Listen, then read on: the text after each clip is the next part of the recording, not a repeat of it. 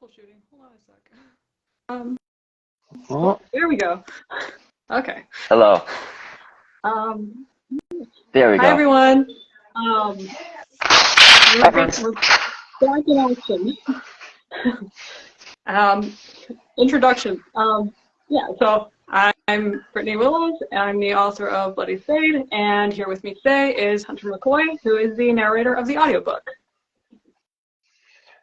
Hello, my name is Hunter. I'm the narrator of Bloody Spade. I'm an actor and a voice actor and a stunt person from North Carolina. And I'm so excited to talk about the book today. Yeah. So I guess we could get started with some questions, since they're good for conversation starters. So, first up, from Ab X Grace, what was the process of getting cast and chosen like? Okay. It was honestly, it was like,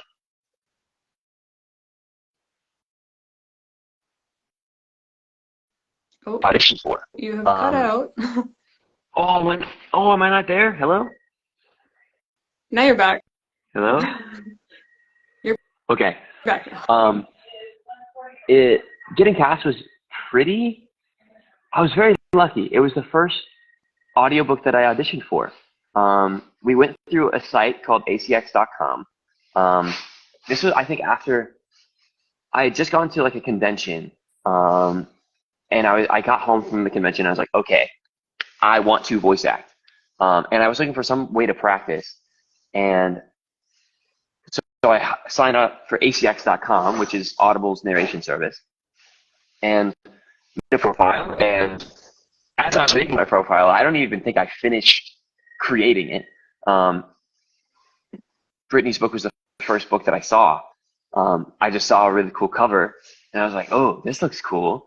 And I didn't want to miss out on the opportunity. Even though my narrator profile hadn't been done, it was just like a blank profile picture. I think I might have just said like, hi, I'm Hunter. And then I didn't want anyone else to get it. So I looked at it, and it was the first that I did. I immediately went into my booth, sent it Brittany's way. And yeah, and then I think not long after, I forget if you sent me a message or if I forget how we got in contact, but we got in contact. But I remember I saw on Twitter you tweeted, just got my first audition for Bloody Spade, and oh my god, it was so good. And so I was like, freaking out about it. I also went straight into one of the Discord servers I'm in and was just like yelling about it in there, because I was just like, is this real? Like, is this happening? Because like I wasn't, I don't know, when I signed up for ACX, I knew that there were a lot of like very new people to the process who didn't have great equipment and stuff like that. So I'd heard a lot of stories about people not having any luck through there. And one of my friends had said that she had good luck finding someone through there. So I was just like, okay, I'll just give this a shot. So one day I was just like, okay, I'm just going to throw up a page, see what happens. And then, like, it was very, very soon after I posted that your audition came in. I was just like, is it, like, it seems fake. How is this good when it's the first one within, like, a few hours of me posting? it was seriously, like, it was so, because there's also, I think, a lot of the voice acting that I do or that I love is anime, and so to get a very anime inspired book off the bat, I was like, no way. I was like, this is it. Such a perfect fit. Thank you. I feel like it was meant to be. It was so serendipitous. I had another book on the same day. It was like it was some kind of fantasy book, I think called like House of Fire, but it was not an anime fantasy book, and it was cool, and I hope the book is doing great. But they offered me something, and then I was a little like, give me a second, because I really wanted to hear back from you, and I'm so glad that I did. Yeah, and I was like, I wanted to wait until a few auditions had come in to make a choice. It was like, I don't want to be hasty about this, but I think I was gonna wait until like a Sunday or something, and it was like Friday or something like that, and then I was just like, I'm not gonna wait, because I didn't want to like lose the opportunity and get picked by somebody else. I know, yeah, it worked out so well, and now we're such great friends too. I think that was also part of it, was that we immediately started talking and like DMing on Twitter, and not long after that, like made a Discord server, and so like vibe check passed. It was yeah, very much. Yeah. So that was that was a process. I really sorry? No, you go. Oh, I was gonna say, I really like to like make friends with people, but like I don't usually expect to, especially from arrangements like that. But so like that was really nice. Yeah, it was perfect. And for anyone wondering, the scene that was the audition, there was two. I remember it was in Act 1. What chapter? It's like chapter 6. Is chapter 6 the botched surgery? One? Yeah. So thank you, Finn. I'm also so happy for it. But yeah, chapter 6, which is the botched bullet extraction. And then I forget the chapter that it's in, but it's a conversation between Alex and Johnny? Is that one? Yes, Kiani. I was like, it's Alex and someone. Yeah, Alex and Kiani. It's a little chapter. Yeah. And those were good. And so when I got back to them, as I was like, oh. I was like, it touched me a little bit. I was like, I'm back here. I'm back at the park. Yeah, it was cool, kind of. I was excited to get back to those two, because I was just like, okay, so there's like minimal context, obviously, in the audition script, because you have to keep the character limit down and not overwhelm people with scenes to test out. So obviously I wasn't expecting anything perfect from there. So it was really cool to see how it changed once you kind of knew the characters, had read the book and all that. Yeah. It's cool. It was really cool on my end too, because like having the context of who the characters are and like where they really were in their stories, and like developing their personalities a little bit. So then the line readings had a little bit more complexity and a little bit more deeper understanding of how would Ellen say this, how would Yordi say this. Yeah, you did a really good job capturing like each of the main four too, and then also some of the other side characters too came across really well. So I like how well you were able to like understand them and then implement that into the performance. Thank you. It was so wonderful. Yeah. Do we want to go to the next question? Sure. Okay. I think this one's mine. So this one's from Lindy Love. This is from my mom. How long did it take you to write the book? So I finished. Hold on, I wrote this down so I had a reference. I finished the draft in about 2 months in 2019, and then I spent about a year and a half revising it for beta readers and continued editing kind of all the way up until release. So in total, I think I spent about 2 years on it. Damn. Is that a usual amount of time? For me, it's actually a little quicker because my previous 2 books, I spent 3 years on each. So this was an improvement. Oh, wow. Yeah. It can be quite a time-consuming process, especially if I have a lot going on at the same time. I don't know how I managed to do the first draft so fast. It's obviously a lot rougher and a lot uglier, but like 2 months is very quick. my average for previous first drafts was 3 to 4 months. But yeah, I feel like I would love I'd love to read the first draft and like first I draft unfortunately chapters. don't have that anymore. I was really sad because there's a few prompts that come up on Twitter sometimes that are like, share your first draft version of a snippet with the current draft version. I'm just like, I was dumb and deleted it. But what I do still have is the very original manga script that I wrote for it back in 2009. That is very ugly. Oh my god. But I didn't know it was a manga at first. Yeah, I wanted to. I was hoping to draw the whole thing back when I was like 15, and then I was just like, I tried to draw the first page a few times, and I couldn't finish it. I don't know. It was a lot of work. I wasn't great at the whole manga thing. Yeah. I'm glad I waited until then. I think 2018 was when I started to revamp the story again, because I was just like, I really want to like revisit this. Show him the manga Yeah. script. I mean, yeah, but I can share a snippet at some point. If you want to see something really ugly.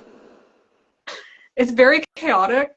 It has some of the goofiest, like, to do expressions. I did like describe expressions. I did like the old style little like emoticons. It was like, I don't know if you've ever seen it. It's like the big round eyes with the little line in between for the mouth. Yeah. Or like the line for to try and communicate an anime expression. I would do like a line and then a D for like that sort of embarrassed face. It was just, oh my god! Wait, no, I know exactly what you're. yeah, with like the overshadowed eyes. Uh-huh. It was very goofy. Oh man. It's very over the top. But I hold on to it because it is kind of. I like to go back and see where it started. So I'm glad I didn't believe that. And this is a question that I wanted to ask you, because this is something that I thought about through the whole process. Would you ever want Bloody Spade and Bleeding Heart to be adapted into another format? Like, pitch it to Netflix and be like, Bloody Spade anime? Or, like, get it adapted into a manga? Because I think I would love that. Sorry? Oh, we keep talking at the same time because of our distance. I think talk, please. Yeah, I think there's a little bit of like lag.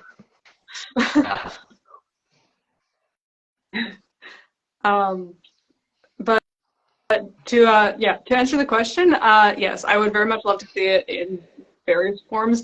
Anime obviously would be like, yes, perfect. That's obviously more of a dream thing. But I would, if I could get it made into a graphic novel or manga at some point, that would be like really cool to kind of get it out in the form I originally was intending it to be in. And maybe that's possible, especially like if I were to do like a Kickstarter campaign or something one day. Yeah. I can hope. That'd be cool. I totally think it's possible. I think like the whole time I was narrating, I was like, the spine is so here for just a perfect anime or perfect manga, you know? Yeah, the speed at which I would buy a Bloody Spade graphic novel, I fully agree. Well, maybe one day. I would definitely love to make that happen at some point. So, Fingers crossed. Yeah. What was I going to say? I lost my words. You're good? Yeah, I was going to say something, and then it just went. I lost it. Happens all the time. Yeah, especially when I'm on a live thing and trying to like think of things to answer. Yes, I buy that so fast. I think this is a sign that we need to. I think this is our sign that we need to get this going. Yeah, I did. Oh, this is what I was gonna say. I did try to do a Kickstarter for an art book at one point, and Yeah. that was actually very promising. Um, I'm losing comments before I can read them. Ordered the book on Amazon. Yay! Thank you. Please tell me what you think, Riley. I've loved hearing people's thoughts as they listen. It's very cool. Yeah. So the art book Kickstarter, like, I wasn't exactly set up for it. I know people have done them for much lower goals and stuff like that because I had my goals set pretty high. Because I didn't know, like, some people find very specific printers to go through where they get like discounts on like bulk orders, and I can't find any of those. So it's trying to find manufacturing and stuff like that. But if I can find all that and find like an artist who would stick with me for the whole thing, or at least like adapt maybe the first book into a manga or something. Yeah. Yeah. I think that'd be so sick. But definitely got to do better with my math next time. Your math? Yeah, because it was probably a good thing that the Kickstarter didn't succeed, because when the numbers started getting up there, I was just like, I think the math is actually wrong on for calculating the cost of stuff. It was very confusing. Yeah. But it was a good experience anyway, and I met a lot of really cool artists because I had to contact a bunch of people to see who would be on board for it.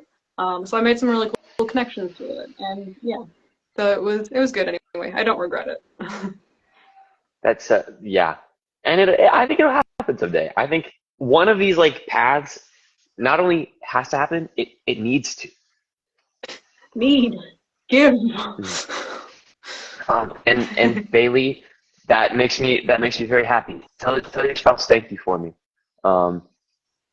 Yeah, it was very much a shot in the dark, of like hoping I would do well, and hoping that people would like it. Yeah. I'm not surprised people think that, because like you're very polished and like you had very good audio quality. That was impressive. I was just like, you are prepared. I've been voice acting for a little bit of time. I got into voiceover right after the pandemic started, because I was at acting school, and then I was like, damn, what can I do now? And so just started auditioning for random things. And so it's not a professional booth. I'm in my closet, and there's sound blankets hung up on command strips. But it works. It works really well. Yeah. Does the job. It does the job very, very well. I'm very thankful for the basement that I live in.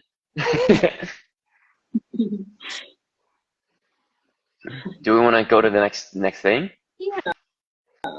Let's see. Oh, this is a me question. I was curious, what got you into audiobook narration? What was kind of what grabbed your interest with that?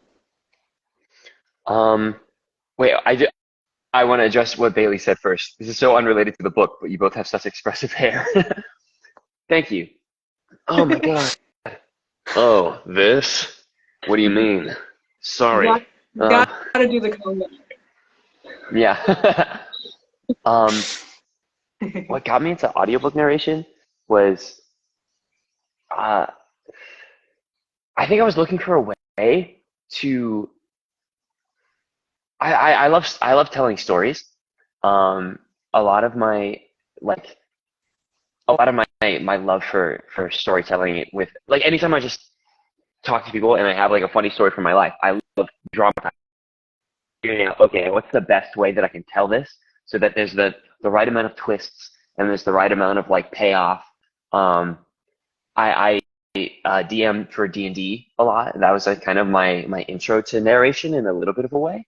That was how I started to describe stuff. That was actually a note that one of my friends gave the first time that I recorded chapter 1 and I sent it their way because they're super into audiobooks. And I was like, hey, what do you think about this? Because I've never audiobook narrated before. How does it compare? And they were like, you clearly play D&D because it was a bit too DM-y in the way that I talked. That's fair. But yeah, yeah. But yeah, I just love storytelling. And then I was looking for a way to practice lots of voices at the same time. And also like just build a world in those same kind of D&D muscles. Yeah. And so yeah, I just wanted to I signed up to look for those. This was like the exact kind of book that I wanted to read and narrate for. Like fantasy was already in the realm, and then your book happened to be an anime fantasy. And I was like, dude, what else could I ask for? Yeah, so that's what got me into it. Yeah. Thank you, Riley. Yeah, thank you so much, Riley. Yeah. I'm curious what got you to put Bloody Spade into the audiobook realm? So a lot of people have been wanting to read it, but and I get this too, a lot of people struggle to read text for a long time, or like they can't find the time to sit down and actually read a book. Yeah. So it was largely an accessibility thing, because I wanted more people to be able to, like, I wanted to share that with more people, and it was kind of restricted to only one method. Yeah. So yeah, that was why I got into that. And then also, just as a bonus, it's a really cool thing. Because like then I get to like kind of expand on the thing I created with someone else, and kind of it gives it like a whole other kind of life, which is really neat. Yeah. But Yeah, I think it expands it in a way. Yeah. Yes, it's more people, and yeah, it's just another cool way to experience it. And it was cool to like see it come together as well. I felt so lucky, and I loved the way that we built it together. Because so Bree and I had a Discord server that was literally just for the audiobook. And so she sent a bunch of like pronunciation guides and like world guides, and I was like, okay, sick. And I just like went through that, and it was so fun to be able to take each of those notes and the things that you developed, and then figure out how to translate those in the best way. Yeah, it was so fun and so collaborative. Yeah. Got my playlist in there too. Oh yeah, I love listening to that. I was worried about going over the top with miscellaneous information, because I didn't want to be like overwhelming with it, but I was just like, here's just a bunch of stuff if you want to look at it. Oh my! And I looked at it all. I was like so into it. I was like, this could either be helpful or it's just nothing. So yeah, it was there. That was fun.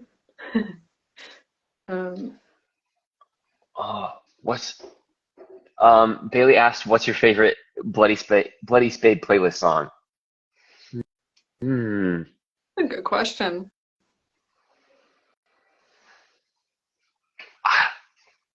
It's hard for me to remember the specifics. I think though, anytime there was battle music, specifically, it got me into the vibe. I had a lot of fun writing to the battle music. It was really good for like amping me up to actually work on the things that I did not like working on, because battle themes fight me. So that was very helpful. And I don't know what my favorite song off the playlist is. Probably one of the fake opening ones, because I like to imagine like a fake anime opening to a couple of them. Oh yeah. God, what was it called? I don't know. I don't have my playlist handy. But the playlist is on YouTube, so I can link to it in the description afterwards, and people can go see. That would be sick. It's also in chronological order because I'm extra. Yeah, it was cool to like go in and like, well, what is Iori's battle theme? Iori's battle theme? Did I have a specific battle theme? Hold on, let me pull it up. Let's see. All right, yeah, because I know that, the way that the way that Bree sent it to me was the playlist, and then for each song was like, okay, this matches this part of this chapter, this matches this part of this chapter, and so it might have been tied to moments, I think. It and then a couple of character themes.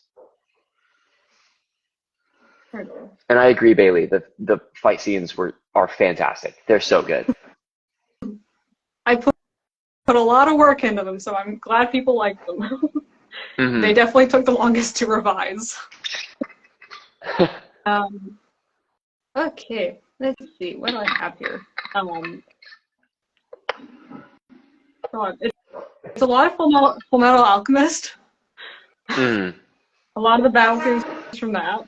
They were actually, yeah, I don't have any specific for Iori, but there's an Attack on Titan OST, which is, I don't know how to pronounce it. It looks like, you know what? I'm not gonna try and pronounce it. You can go look for the one that begins with a V in the playlist in the description when I finish this. Because it's in a language. Bailey asked, do you have a song in mind for the Dreamscape piano theme? Yes. So that one I thought of as Melody, which is also called Lacey from Pandora Hearts. I like that one. It's kind of got the perfect kind of haunting vibe to it. Kind of eerie almost. Give me big Persona 5 vibes in the most amazing way. Yeah. I'm a huge Persona 5 fan, and I hadn't thought of it in that way, but that's genius. They're actually their palaces. So Merry-Go-Round of Life is one. Becca sent me, or Tigerberry sent me a dark version of Merry-Go-Round of Life from Hell's Moving Castle for I can't remember why you sent it to me, but I know that it very much, I think it was just something you found, and it very much inspired one of the scenes in Bleeding Heart, and like that scene wouldn't have existed if Tigerberry hadn't sent me that. Oh my gosh. Yeah, it's cool, like, it's like a dream sequence, and it's just kind of like haunting, light kind of stuff. It's very artsy. But I guess you'll be interested. I'm excited. I am a little bit into Bleeding Heart, and so I'm excited to get to that part. And then once you inevitably send me a Bleeding Heart playlist, and me understand, oh, this is a scene. Yeah. I still need to get that one in order, but yeah, that'll be fun. I'm excited for that. Should we just announce that now because it came up naturally? Yeah, we can talk about it. Yeah. So Hunter is going to also be doing Bleeding Heart in the audiobook. Yay! I'm very excited for so many scenes in that because they're very emotional and just yeah. I'm so excited to do it. My favorites. I am like, I can't wait to get back. And so right now, for context, chat. Right now, I've town for 3 weeks now, and I'll be out of town for a month. And I finished recording Bloody Spade right before leaving.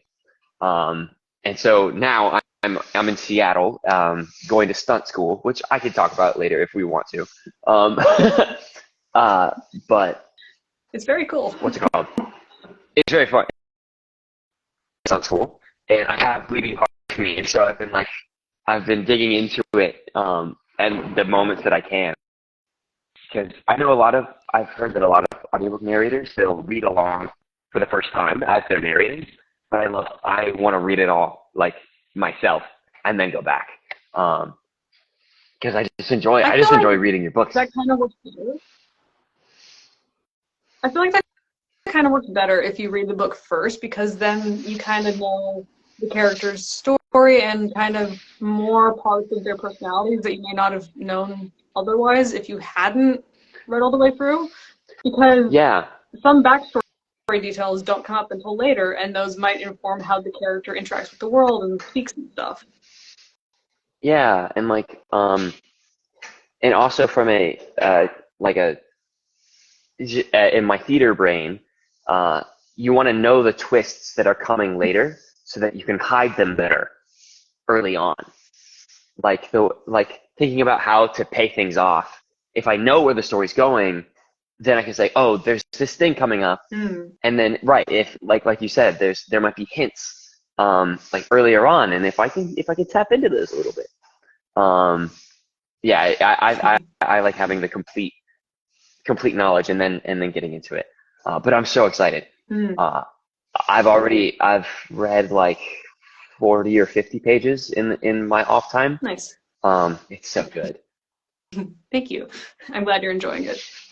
And it's also cool because like her style has improved and changed from book 1 to book 2. I'm like, book 1 was already so good, and then even the first chapter, I'm like, this is so noir and detective-y. He can be so, whoa. Oh, you cut out for a second. Can you just repeat that last thing? You cut out for a second.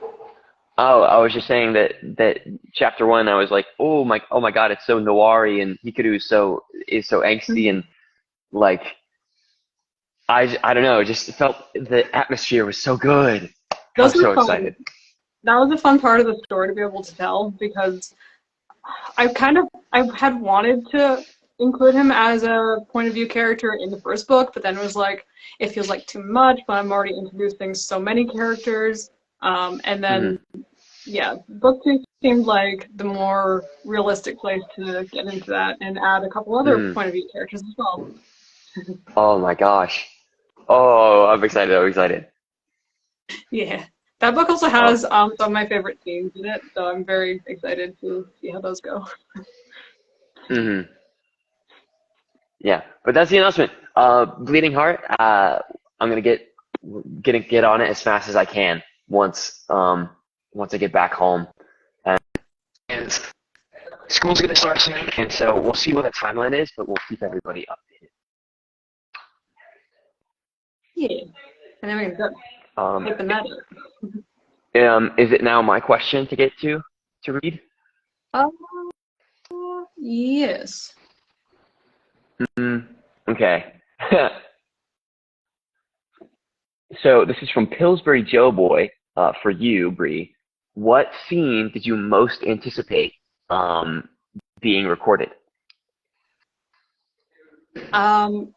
Probably the scene where Yori breaks down in the bathroom with like the shattered mirror and stuff, because it was kind of a very highly emotional scene, and I was eager to see how you portrayed all that, and the result was perfect.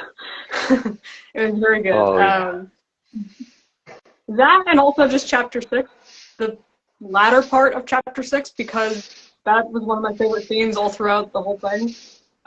Writing it, hearing it, and yeah, it was a fun scene. That's technically 2 scenes, but yeah. There's a lot of bathroom scenes. The bathroom scenes go crazy.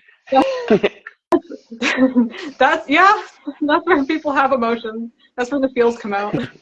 Yeah. And I'm forgetting what I'm saying again. I think it had its very soft moments in it too, as well as the higher emotional ones. I mean, I guess it's a 2-part scene, because it's the part where he's actually in there, and then there's the bit where Ellen comes in afterwards. But it's still kind of the same thing. But yeah, it was just very executed, and I wasn't sure if that was going to be an easy one to do, but yeah. The bathroom scene go crazy. They do. They do. Bree, what are you trying to tell us about you in bathrooms in your writing? What is your relationship to your average restroom? It's a very depressing story. I've had hard times in bathrooms. Hey. We've all been there. On the content warning for Bleeding Heart, I'll say content warning. Bathroom scenes. Watch out. Are there any bathroom scenes in Bleeding Heart? There is one. There is one. There's something about him.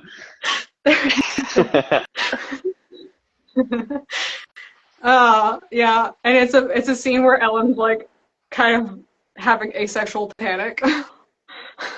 Oh my gosh. So yeah, that's where people go to sort out their bullshit. That's where I go. Cry. It's my solitude. Since I just go in the bathroom. If there's something safe about a bathroom, you know, it's a good place to break down. It's private. No one's gonna bother you in there.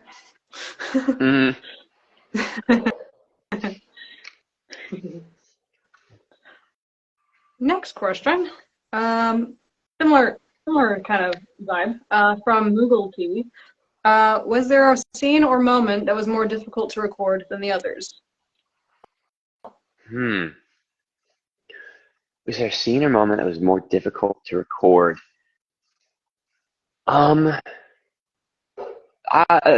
Whenever I had trouble recording, there was like always a few different reasons that I would have trouble like getting to something. A lot of times it was honestly not the thing I was recording. But my biggest difficulty for me is that I have a little bit of a speech impediment. That like whenever I go into the booth to narrate, I would stutter like all the time. And so my biggest difficulties were some days I would just get in and I would try to record and I'd stop at like every word. Because I like it's like my brain is either going too fast or my mouth. It sometimes it feels like my mouth goes too slow. It like can't keep up. I get that. And so and so there's a lot.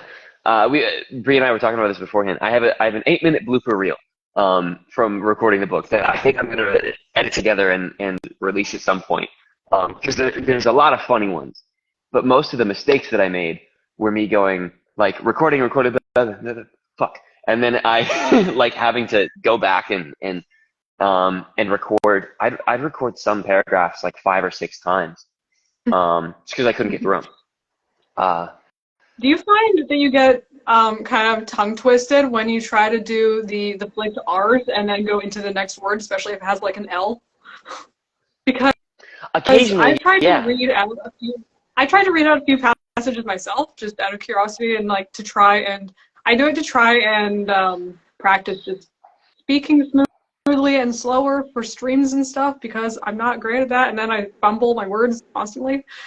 But I remember every time I read Yori or Hikaru, and then I tried to go into the next word, especially if it had an L in it, it would trip me up completely. Yeah. There were some points where I was like curse Iori and Hikaru's names. I can't get the sentence out. A funny one though, is that I had so much trouble reading about Kiani's garden because I didn't know how to pronounce any plant names. I'd read it and I'd go like Monstra, Monstera, Monstera, and like Hyacinth. And I had to look up all those. And I think also surprisingly, the hardest scenes to record are the the ones that are the like most calm and mundane. I felt so in it in a dramatic scene or in a fight scene. But sometimes or even the tender scenes, I felt in it. But sometimes when it was just like their lives, it was hard to like, how does this character feel about this? Because that's when you get into those really subtle differences of like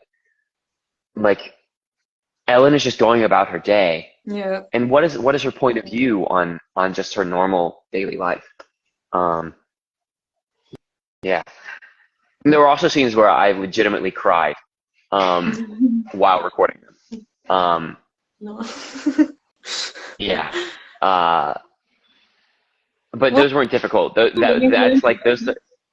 Hmm? I said that's good. That means you're into it. I was so into it. Yeah.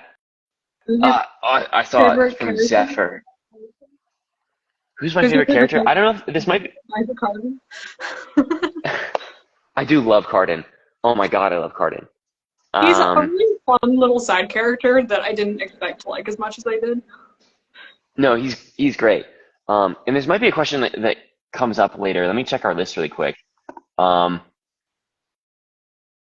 Yeah, I think I'll answer just my favorite character from a writing and character standpoint. There's a related question that comes up later in our list. Yeah. My favorite character personally. Oh gosh. Probably I do love Iori a lot. I like Iori is one of my favorites. Hikaru is one of my favorites. I think it's between those two. And Elizabeth. I love Elizabeth. I think she's so sick. Yeah, any of those three. I'm really glad like the people kind of latched on to some of the side characters like that, because while writing Bloody Spade, I wasn't sure how well Elizabeth and Hikaru were coming across. But Alexander Fan Club, raise your hand. I support my boy and his shady actions. Yeah, his I mean, I don't support his okay decisions. I support his growth from those actions. Yeah. But yeah, sometimes I was really self-conscious about how I was writing the side characters like that. So I'm really glad that like people latched on to the masters and stuff, because I wanted them to be lovable and come across like kind of the parent of Hardplay. I think, yeah, it's hard for me to choose a favorite. I love them all like so much, like and have different ways that each one, like each of the four POV characters in Bloody Spade, like Iori, Ellen, Alex, Kiani, like everyone. I love all of them. It's so hard to choose. So which is why I kind of give those top three, but also with an asterisk that like all of them are up there. Fair. Yeah.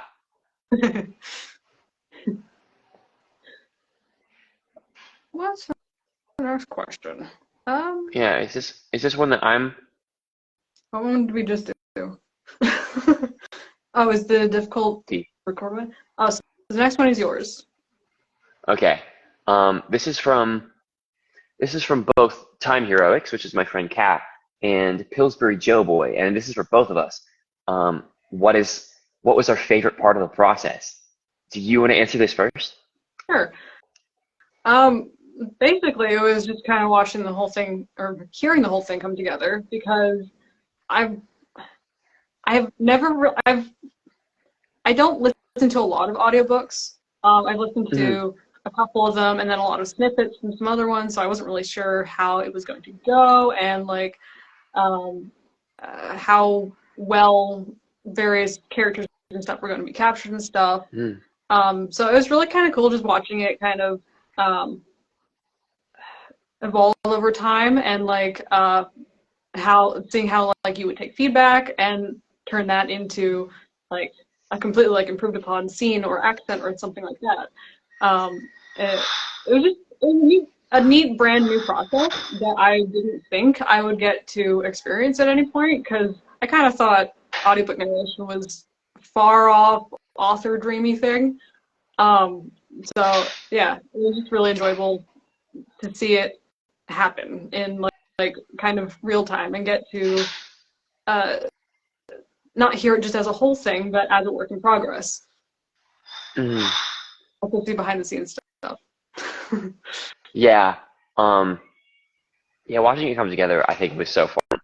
I think like my favorite part of the process, and I don't know if this is a cheating answer, but my favorite part of the process was honestly getting to know Bree and just like us being friends, because it went from like we DM'd on Twitter to like making our Bloody Spade Discord to then like, hey, do you just want to join our friends Discords, like and just like us sending memes and texting, and I know it's just like at a certain point it was like, yeah, we're making a book, but we're also just talking and supporting each other and being friends from hundreds of miles away.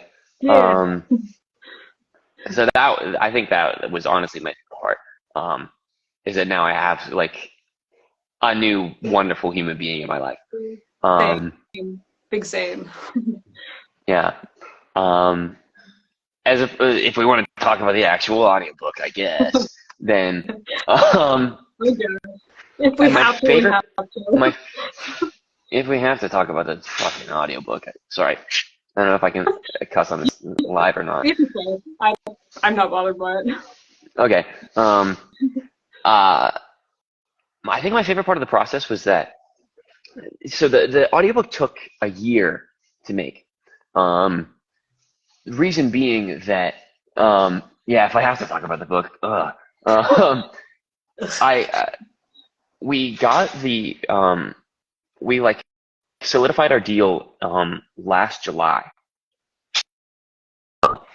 I hadn't audiobook narrated before, and very soon after I went right back to school. And so, and the school that I go to is an arts conservatory, and so I was in classes and rehearsals from like 10 a.m. to 10 p.m. every night, as well as like doing outside projects and exercising and being a human being and having a job and paying bills and things like that.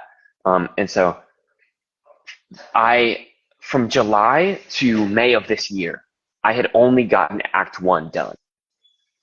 And at a certain point, I was like, oh my God, I'm taking way too long on this. I want to do the book. And so I made some slight changes. Like at a certain point, I stepped back from my job a little bit.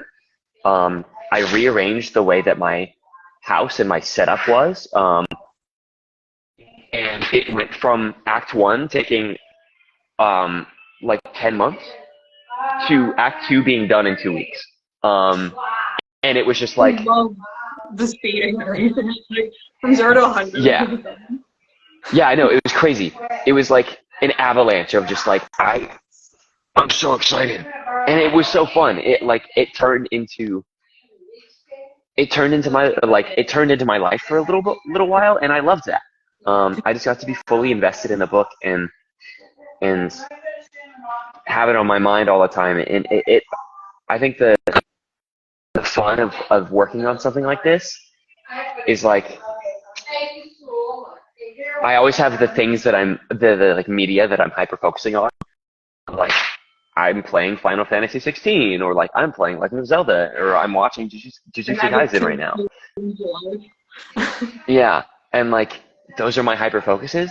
And for a little bit of time, like while finishing, Bloody Spade was one of those. Because like yes, I was recording it, and like it was like a product, but it was also like I just get to enjoy and watch it in my brain and read it again, which I love that. I think at one point you did what, 40, 50 pages in a day? Yep. Yeah. I took a day to just go in and out and in and out and submitted all those immediately. That was when we were really on top of it, and Yeah. Hoping that I can get a little bit of that done for Bleeding Heart before school starts again. But we'll see. We'll see. Yeah, we'll see how everything goes. Get a little head start on it. But yeah. Yeah. We'll see. I'm also seeing some Jujutsu Kaisen and Final Fantasy love in the chat, which we got good people in the chat. You people have. But you were about to say something.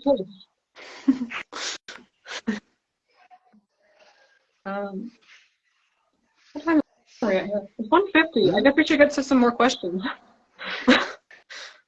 I've got a little bit of time before I gotta go to class, so. Okay. What kind of time do you have to like check out up here? Probably it would be 11:10-ish, like a little after 11 my time, so a little after 2. A little after 2. Okay. Yeah, so you've got like got like 20 minutes, 15, 20 minutes. Okay. We got just a few questions left. Amazing. The next one is the one that's kind of from 3 people. It is from P.A. Hernandez, Lindy Love, and I might say this wrong, Finn Ducanis Fairchild. That was right. And basically, it's what's your favorite character to voice and why, or like whose voice was most fun to do.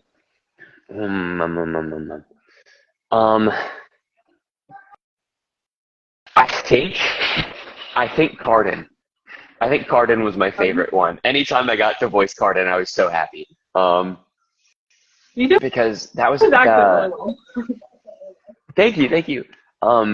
That was an accent that I studied a little bit before getting into it, because I was like, I could just like kind of phone in an Irish accent, like do a Lucky Charms leprechaun, but I talked to my accent teachers and got an accent sheet for a Dublin accent, and it was fun to delve into the nuances a little bit and start to like figure out the phonetics.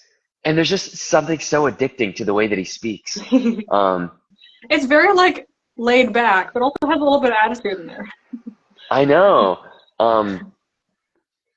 There's some one sentence in particular is like my favorite, because he says 38.9.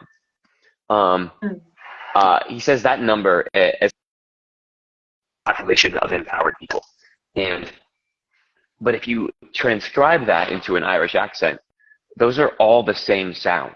It's not, so it turns from 38.9 to 38.9.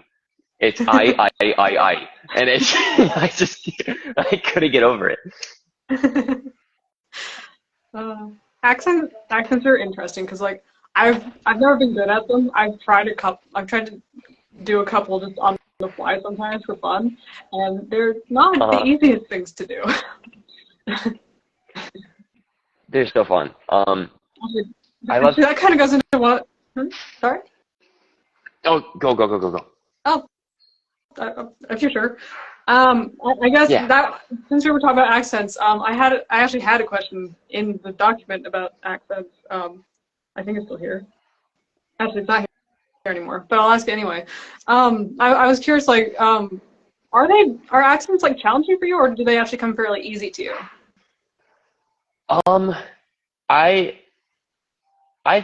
They come pretty easily, I think. I feel like I've ever since I was a kid, I've always done funny, silly little guy voices. Or I don't know when it started, when the accent bug hit me. But at a certain point, I just kept impersonating people and things that I heard. And after a while, I think after you impersonate for a while, you kind of get good at adapting on the fly. That makes sense. And so they come easily. And I've also been lucky enough to get accent training, and so figuring out how to funny silly little guy Cardin. He's a funny silly little guy is what he is. Yeah. So being able to pull accents out is a product of both being able to naturally do it. And years of being a little clown, and as well as the training from school, and being able to break things down into phonetics and stuff. And that's what I had to do for most of the characters, was if they had an accent, is that I'd transcribe a couple of pages of their dialogue, and then I would. Oh, sorry, I don't mean to be in the way. Oh, thank you. Sorry, I'm in the kitchen of a hotel at the moment because it has good lighting, and I didn't want to wake up my roommate. But yeah, I transcribe a couple of pages of their dialogue to get it like what's the word I'm looking for? Phonetically down and like educationally down. And then from then on, I kind of had their voice in it. So Hikaru, Cardin, Cirque. At a certain point, Cirque is interesting because we try to find resources for an Icelandic accent.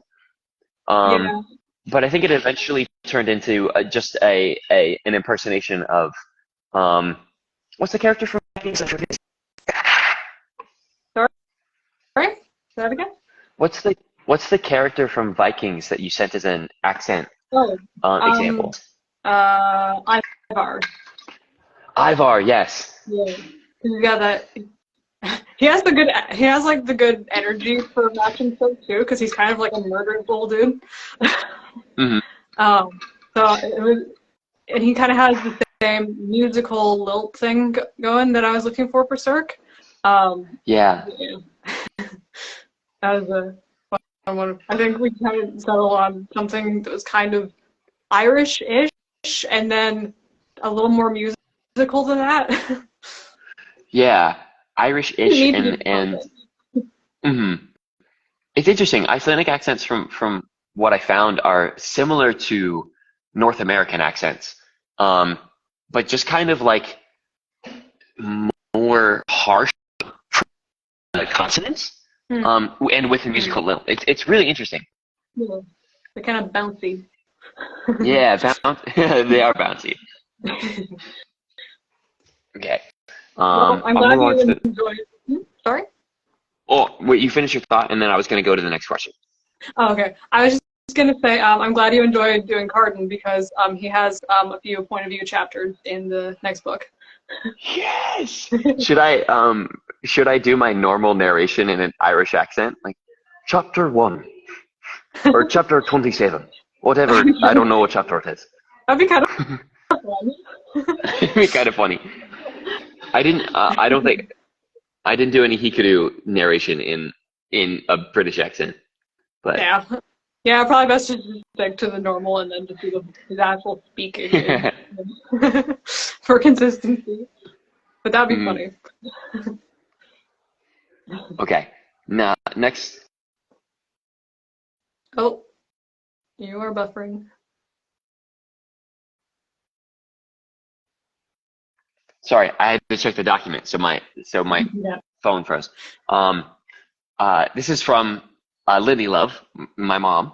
My mom asked, character you relate to the most? Probably, in the most ways, Ellen. Because she's very, she's very anxious about a lot of things, which is very me. But then she's like, she tries to be bubbly and tries to be optimistic about everything, which is something I try to do as well. And but she kind of has her quiet moments where like she deals with her issues by herself because like she doesn't want to be a burden to people, and I relate to that very much. But also she's asexual and grace like me, so there's that too. And yeah, she's just in the ways I'm not like her. She's a lot braver than I would be in a lot of situations. I wouldn't fight monsters. I feel like you would. I feel like hand you a sword and you do some damage. I might be a little more chaotic with it, a little less what's the word, refined? A little more panicky. She's very elegant in the way that she fights, and I have a problem like, get away from me. Yeah. But yeah. You give off Ellen very much. She was very much, I think, kind of a self-insert initially when I was writing the manga script back in the day. She used to be the same age as me and everything, and like we had the same interest. We used to have the same cat. Now she doesn't have a cat, unless you want to count Eobi. It kind of does have a cat. You know, when I got the cats that I got recently, when I found cats in my walls, I almost named them Iori, Ellen, and Alex. But then it turned out none of them were girls, and so I was like, well, then I don't want to ruin the trio. I don't want to be Iori, Alex, and like fucking I don't know. Yeah. Hey. I like the names you ended up with though, because it was like what Zelda, Link, Cloud, all video game character names. It's Link, Cloud, and then Zelda was the one that I thought was a girl. It's Zelda, or no, blah, blah, blah, blah. It's Link, Cloud, and Ash. Yeah. Right. And then a girl eventually came down the walls, which this story probably makes no sense to chat. Long story short, I found cats in my walls. They were stuck in the ceiling, and then they fell down the wall, and then I had to open up a headboard, and out came cats. But a girl eventually came down the walls, and named her Peach. So, all video game characters. So basically, you had Ceiling Cat, and Ceiling Cat gave you a lot of wall cats. Yeah, I did have Ceiling Cat.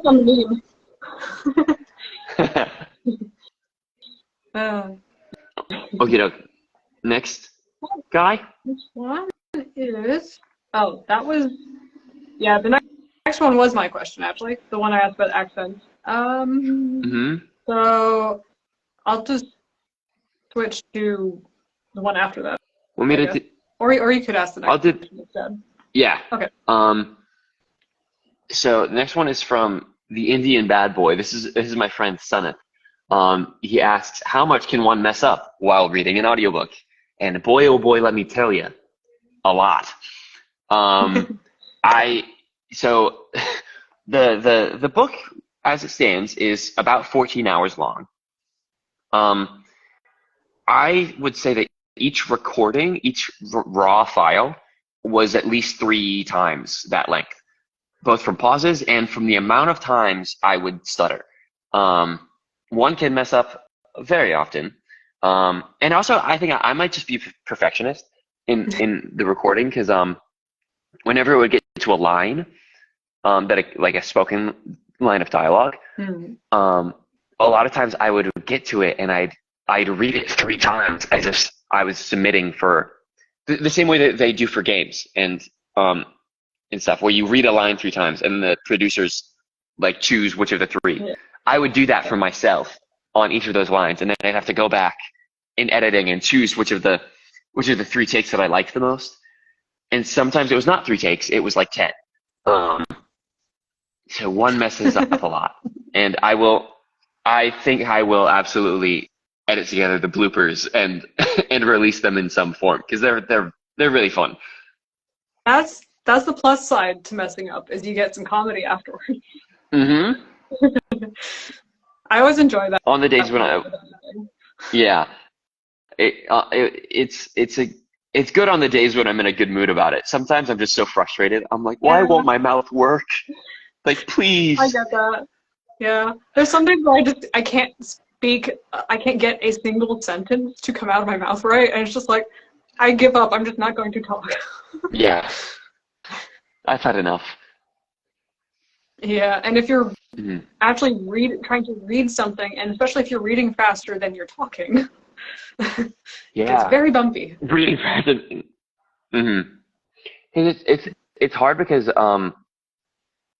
when you're narrating, it's like you're reading it to absorb it and like enjoy it, as well as you're trying to read it and visualize it and make acting decisions on the fly,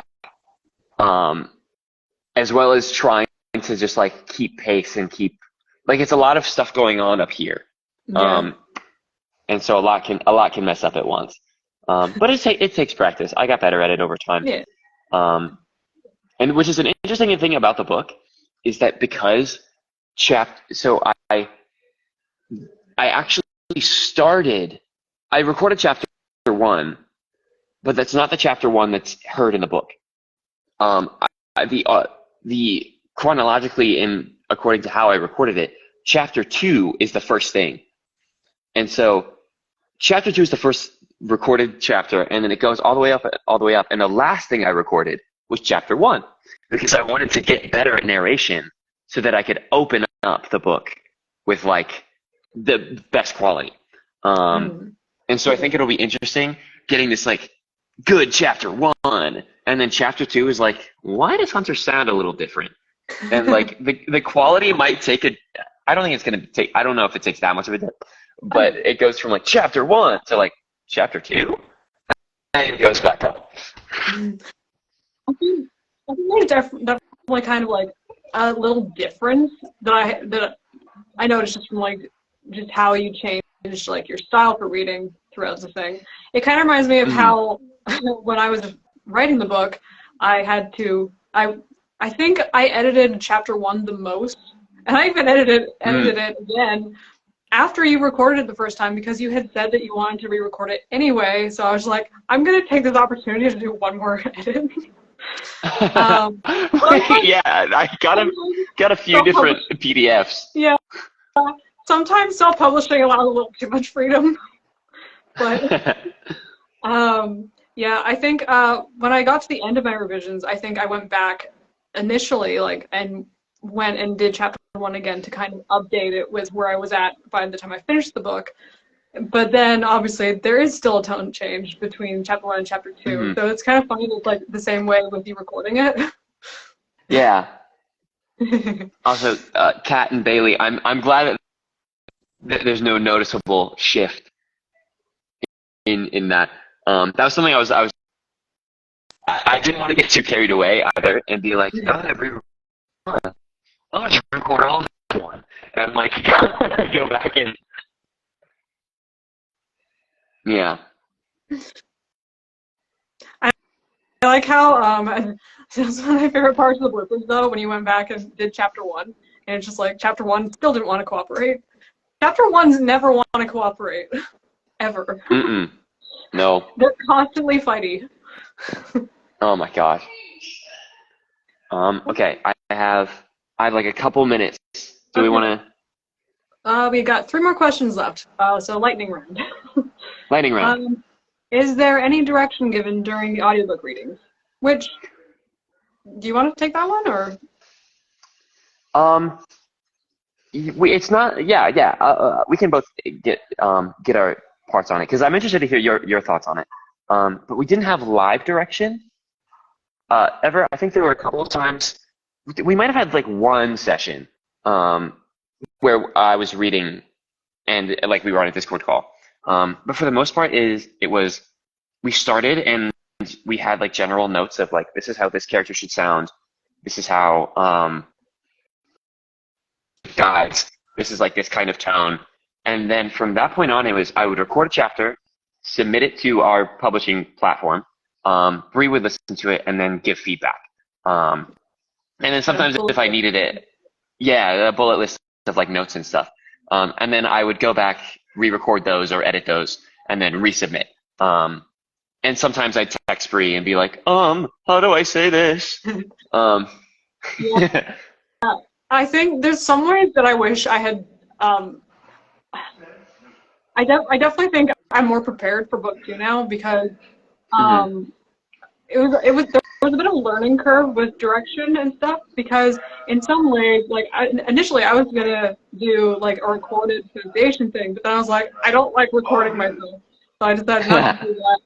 But I think it's definitely helpful for some things, so I will probably do that for the second book because now I'm comfortable with it. And just in general, like I know the process better and can, I think giving feedback was a little rocky at first because I wasn't quite sure sometimes how to ask for the thing that I wanted, and like I didn't want to be too like overwhelming with feedback, so it was like finding a balance between stuff. There's also an interesting thing, which this was most of my holdup with feedback, which is obviously I wrote the book with a very specific cadence in mind, which is my own. But it was interesting hearing someone else read it, but with a different inflection on certain sentences and stuff. And I was just like, so it's like I was having to pick out like what is something that actually needs adjusting and what is me just not like hearing it as if I'm hearing it for the first time. So I had to kind of like turn that part of my brain off and be like, just listen to it as if you're listening to it for the first time. So that made it a lot easier afterwards. Yeah, that's so interesting. Yeah. Okay, lightning round.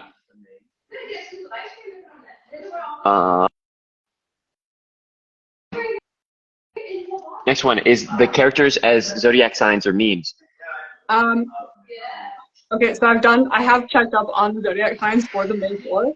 I'm not into astrology and stuff, so I don't really know the meanings behind all of it. But Yori is a Virgo, Ellen is a Taurus, Alexander is a Libra, and Kiani is a Cancer.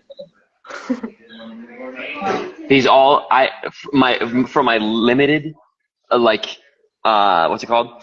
My limited zodiac knowledge. That all checks. Yeah, I remember reading up kind of articles on them, and I was just like, okay, these line up pretty well, especially with the Virgo being creative and stuff. I think Alexander was I think he was the furthest one away from the zodiac sign that he was, because there was a lot of Libra qualities that don't apply to him, but also there were some like to do with justice and loyalty and stuff that were really on point. And then memes,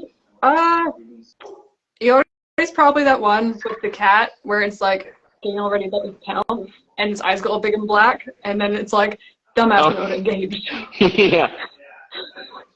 And the Ellen would probably there's that one where it's like, don't fuck with me, I will cry. That's Ellen. Yeah. Trying to think of anything about it. Oh my gosh, I feel like Alex would be the anytime it's like the red laser eyes, like the like just instant kill mode. Yori gets dumbass mode and Alexander is kill mode. Yeah. And Kiani, I feel like is a little bit of the dog in the room on fire. Like, this is fine. Yeah, I can see that. That's a good fit. A little bit. And then last question: eat it or yeet it, ranch dressing. And I guess this is just for us because it wasn't directed at a character. So, I'm a big fan. Big fan? Eat it. I love ranch dressing. I can go. I have dipped. Yeah, I love some ranch on some wings. The weirdest thing that I've ever dipped in ranch. You know those like cheap Walmart sugar cookies that are like super crumbly and stuff, and like the most manufactured sugar cookies in existence? I've dipped that in ranch dressing. Surprisingly good. I will have to try that sometime. I don't recommend it. It's not. You shouldn't go out of your way. But if you're in a scenario where you have both. I mean, I've tried pickles with vanilla ice cream before, and that was surprisingly okay. So I'm up for weird food combinations. Just the testing. Yeah, go. I'm with it. Yeah. So I guess to close out, do you have anything you want to plug? I want to plug the audiobook. Obviously, like, please. Yes. Go on Audible and Amazon, and get Bloody Spade. It's one of those things that we've both spent so much time and effort on, and I think it's like a really big labor of love. Yeah. And I just want as many people to listen to it as possible. And as well, we are just getting royalties. And so Amazon, greedy little company, is taking 60% of the profits, and we each get 20. We're looking at getting it put in like Find Away Voices, so it might be wider soon-ish. Yeah. So we'll work on that. There's that. And also, I have my friends and I are doing a GoFundMe for our Spider-Man fan film. If anyone's interested in donating to that, these things are all in my in the bio on my Instagram. I will also put the link in the description when I post this. And you should absolutely, if anyone in the audience has not seen the first Spider-Man fan film, which is called Spider-Man Hunted, by the way, you should absolutely go watch it because it's very fun. And I would like to see the sequel, and I would like to see the sequel done with a lot of money behind it. And done? That'd be cool. Support. Right. I said support. Support, please. But you, please plug everything. I don't know what to plug in mine because well, I guess just go buy the audiobook, buy the book in paperback or ebook form, either way. I have a Patreon if people want the very occasional exclusive thing. That sometimes happens. Go to Patreon. Yeah. So yeah, I think that'll do it. And share the audiobook with friends and family. If you know someone who likes books, if you know someone who likes books, who likes fantasy, who likes anime, like I think it'll be it's a perfect thing for anyone in that realm. And if you're a reviewer, you can reach out to me and I can give you a code if you're in the US. or the UK. Yeah. Either one. Yeah. Awesome. And hopefully you'll enjoy it. Yeah. Thank y'all so much for watching the live and stopping in. Yeah. I have to go eat lunch and today I get to throw myself off of buildings, do other crazy things. So. Well, thank you for joining me. Thank you for everything, Bree. All right, I'll see y'all later. Whoa. Bye.